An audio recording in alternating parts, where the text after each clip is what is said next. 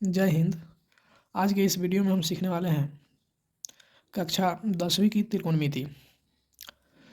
Main रूप से हम एनसीईआरटी को प्रिफेयर करेंगे और जो आपका त्रिकोणमिति है उसको हम बिल्कुल बेसिक से समझेंगे। आपको यदि गणित नहीं आती है, मैथ नहीं आती है, तो चिंता करने की कोई बात नहीं है। यदि आप इसे पूरा देख लेते हैं, आप इस लेक्चर को, तो मैं आशा करता हूँ कि आप भी त्रिकोणमिति सीख जाइएगा। और जो आपका ये 10वां क्लास में जो त्रिकोणमिति पहाड़ जैसा लगता है, ऐसा है कुछ भी नहीं। ठीक, तो त्रिकोणमिति जो यहाँ पे आप देख रहे हैं लिखा हुआ है त्रिकोणमिति।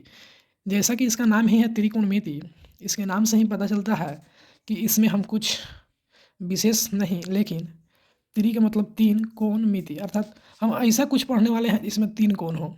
और आप समझ सकते हैं तीन कोण वाला त्रिभुज ही होता है, तो हम त्रिभुज के ही बारे में पढ़ेंगे मेनली। आ रही है बातें आपके समझ में? तो आपने क्लास 6 में पढ़ा होगा त्रिभुज के कुछ प्रकार, तो उसमें से मैं सब प्रकार आपको नहीं सिखाऊंगा, मुझे वही पढ़ाना है जो त्रिकोणमिति में काम आए। ठीक, तो मैं आपको एक त्रिभुज के प्रकार को याद दिला दूं। एक त्रिभुज का आपने प्रकार पढ़ा था समकोण त्रिभुज। समकोण त्रिभुज मतलब ऐसा त्रिभुज जिसका एक कोण समकोण अर्थात 90 डिग्री हो। ठीक, तो ऐसे त्रिभुज को हम क्या कहते हैं? समकोण त्रिभुज। तो समकोण त्रिभुज यहाँ पे हम बनाने वाले हैं। देखिए,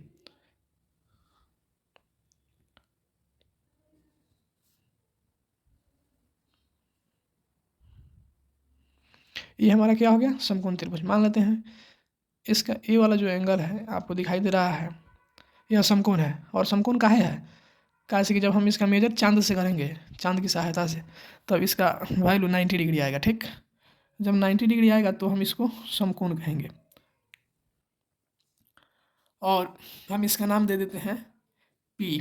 ठीक है, इस शीर्ष का नाम दे देते हैं आर, इसका नाम दे देते हैं क्यू।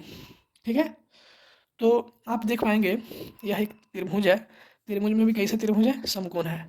तो इस त्रिभुज को हम पढ़ सकते हैं पी क्यू आर, या पी आर क्यू, या क्यू आर पी, कैसे भी पढ़िए।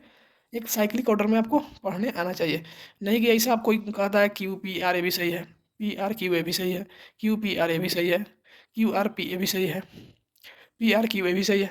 आपको जैसा मन करे वैसा आप पढ़ सकते हैं। ठीक, मान लीजिए यहाँ पे कोई एंगल है। एंगल क्या होता है? तो दो किरणों के झुकाव को हम एंगल कहते हैं। तो एक किरण आपका ये है, एक ये है, दोनों के बीच में कुछ ना कुछ झुकाव बन रहा है, तो इसको हम एंगल, कोण कहते हैं, कोण। ठीक है, तो अभी आपने शुरू शुरू में सुना होगा थीटा, बीटा, गामा। तो ये ऐसे में सुनने में भारी है, लेकिन इसका केवल नाम है। जैसे हम इसका नाम थीटा रख दें, या बीटा रख दें, या गामा रख दें, हम कुछ भी रख सकते हैं अपने। आप चाहें तो इस पर आप अपना नाम भी रख सकते हैं। यह केवल कोण का मेजर को दिखाने के लिए यहाँ हम कुछ रख दें। जैसे इस कोण का मान 30 डिग्री है, तो एग्जैक्ट हम 30 डिग्री अभी तो मेजर किए नहीं हैं, लेकिन जब तक हम मेजर नहीं करते हैं किसी कोण को, तब तक हम उसको किसी नोटेशन से सूचित करते हैं। तो मैथमेटिकल नोटेशन में, गणितीय नोटेशन जो होता है आपका, उसमें हम थीटा, बीटा, अल्फा, गामा इसी का उपयोग करते हैं। तो मान लेते हैं ये वाला आपका कोण थीटा है। ठीक, तो आप ध्यान से देखिए, जब समकोण त्रिभुज की हम चर्चा करते हैं तो इसमें तीन भुजा है, 1 2 3। ठीक, तो तीन भुजा जब इसमें है, और यह कैसा त्रिभुज है? समकोण त्रिभुज है। तो समकोण त्रिभुज के तीनों भुजा का नाम अलग अलग होता है। सबसे बड़ी बात यह है कि इसके तीनों भुजा का नाम अलग अलग होता है। अब आप देखिए, यहाँ जहाँ 90 डिग्री बन रहा है, 90 डिग्री का कोण बन रहा है, इसके जस्ट सामने वाला जो भुजा है इसको हम लोग कर्ण कहते हैं। हिंदी में क्या कहते हैं? कर्ण। और इंग्लिश में इसको कहते हैं हाइपोटेनियस, और इसको एच से सूचित करते हैं। ठीक, अब आप देखिए, ये आपका एंगल क्या है? थीटा। ठीक, और जिस भुजा के साथ थीटा जिस भुजा के साथ मिलकर बना है उसको हम आधार कहते हैं, जिसको इंग्लिश में हम बेस कहते हैं। ठीक, इसको बी से दिखाते हैं। और जो थीटा के सामने वाला जो भुजा है दीवार जैसे खड़ा, इसको हम लंब कहते हैं। क्या कहते हैं? लंब। इंग्लिश में परपेंडिकुलर कहते हैं, और इसको पी से डिनोट करते हैं। ठीक है, तो जो थीटा के साथ वाला भुजा है उसको आधार कहते हैं। जो आपको यहाँ से यहाँ तक दिख रहा है, इस भुजा का नाम आधार है। थीटा के सामने वाला जो भुजा है इसको लंब परपेंडिकुलर कहते हैं, और जो समकोण के सामने वाला ये जो भुजा है इसको कर्ण कहते हैं। ठीक है, यहाँ तक किसी को दिक्कत? आगे बढ़ जाएं। चलिए, तो एक कर्ण है, लंब है, आधार है।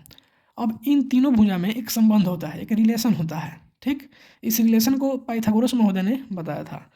तो उन्होंने एक थ्योरम दिया, थ्योरम कहने का अर्थ है एक प्रमेय दिया, ठीक, जो समकोण त्रिभुज पर लागू होता है। तो उन्होंने कहा कि हम लिखते हैं पाइथागोरस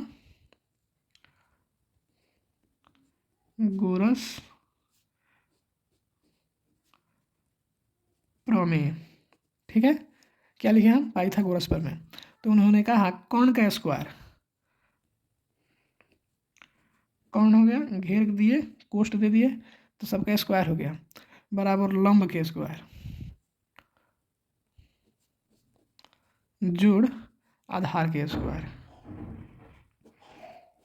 अर्थात उन्होंने कहा कि ये जो बड़ी वाला भुजा है यदि आप इसका स्क्वायर कर देते हैं, और ये जो छोटी वाला भुजा है आधार, और ये छोटी वाली भुजा है लंब, इन दोनों के स्क्वायर का क्या यदि आप जोड़ते हैं तो यह कर्ण स्क्वायर के बराबर आएगा। यहाँ पे कर्ण को किससे सूचित किए थे? एच से, तो यहाँ लिखेंगे एच स्क्वायर। लंब को किससे सूचित किए थे? पी से, पी स्क्वायर। जो आधार को किससे सूचित किए थे? बी से, क्योंकि बेस होता है इसलिए इसका पहला जो अक्षर होता है उसको हम ले लिए हैं। एच हाइपोटेनियस होता है, इसका पहला अक्षर एच है इसलिए हम एच ले लिए हैं। उसी प्रकार यहाँ पी ले लिए हैं। तो एच स्क्वायर बराबर पी स्क्वायर जोड़ बी स्क्वायर। ठीक, या एच बराबर, यह स्क्वायर बराबर के इस साइड आएगा तो अंडर रूट हो जाएगा। ठीक, P square plus B square, H बराबर under root P square plus B square. आप देखते हैं आपने ऑलरेडी चैप्टर 4 में कुछ इक्वेशन पढ़ रखा होगा कि इसको हम इधर से इधर कर सकते हैं, इधर से इधर कर सकते हैं। कहने का मतलब है जैसे पी स्क्वायर का मान निकालना है, कैसे निकलेगा? तो पी स्क्वायर लिख लीजिए, प्लस में बी स्क्वायर इधर है तो एच स्क्वायर कहने आएगा तो माइनस में होगा, तो H square minus B square, या पी बराबर ई स्क्वायर इधर जाएगा तो अंडर रूट हो जाएगा, H square minus B square. ठीक, उसी प्रकार बी स्क्वायर बराबर H square minus P square, या बी बराबर under root H square minus P square. ठीक है, यहाँ तक दिक्कत? आशा करते हैं यहाँ तक समझ में आया होगा। अब क्वेश्चन क्या करेगा, इसमें से कोई एक दे देगा। ठीक, इसमें से कोई आपको दो भुजा दे देगा और कहेगा आप तीसरी भुजा निकालिए। तो आप मेन फार्मूला यह है, इस फार्मूला के माध्यम से आप तीसरी भुजा निकाल सकते हैं। जैसे मैं आपका क्वेश्चन दे दिया, यदि P बराबर 3 सेंटीमीटर, B बराबर 4 सेंटीमीटर, तो H का मान बताइए। ठीक है, तो H बराबर क्या जानते हैं? अंडर रूट पी स्क्वायर जोड़ बी स्क्वायर, या H बराबर, H माने कर्ण, P माने लंब, B माने आधार।